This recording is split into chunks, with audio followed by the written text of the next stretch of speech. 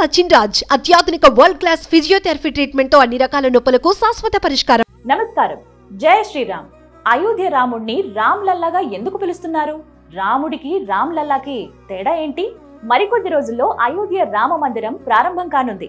రామాలయంలో శ్రీరాముని విగ్రహ ప్రతిష్ఠ అత్యంత వైభవంగా జరగనుంది. రామ్ లల్లా విగ్రహ ప్రతిష్టకు ఏర్పాట్లు ఘనంగానే జరుగుతున్నాయి. అసలు ఈ రామ్ లల్లా అంటే ఏంటి? రాముడు రామ్ లల్లా ఒకటి కాదా? దేశంలో ఇప్పుడు అయోధ్య రామాలయం మాటే ఎక్కువగా వినిపిస్తోంది. మీడియాలోనూ రామ మందిరం ప్రారంభోత్సవం, ప్రత్యేకతలు వంటి ప్రసారాలే ఎక్కువగా మనం చూస్తున్నాం కదా. అదే సమయంలో రామ్ లల్లా విగ్రహ ప్రతిష్టాపన అనే పదం తెలుగు ప్రజలను అయోమయానికి గురి చేస్తోంది. రాముడు అనకుండా రామ్ లల్లా అని ఎందుకంటున్నారు? ఈ రెండు ఒకటి కాదా అనే సందేహాలు కూడా వస్తున్నాయి. ఆ సందేహాలకు సమాధానం ఇప్పుడు చూద్దాం. అయోధ్యలో మరికొద్ది రోజుల్లో అంటే జనవరి 22వ తేదీన రామ మందిరం ప్రారంభం కానుంది. దేశ ప్రధాని నరేంద్ర మోదీ సహా దేశ విదేశాల నుంచి వివిఐపీలు తరలి రాబోతున్నారు. భారీగా భక్తజనం అయోధ్యకు చేరుకోబోతున్నారు.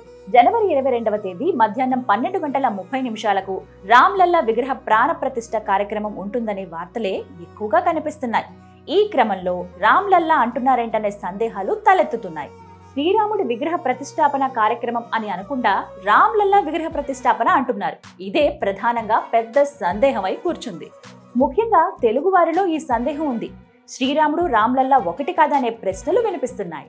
వాస్తవం ఏంటంటే రామ్ లల్లా అంటే బాలరాముడు అని అర్థం. అయోధ్యలో ప్రతిష్ఠిస్తున్నది శ్రీరాముని బాల్యావస్థ విగ్రహం.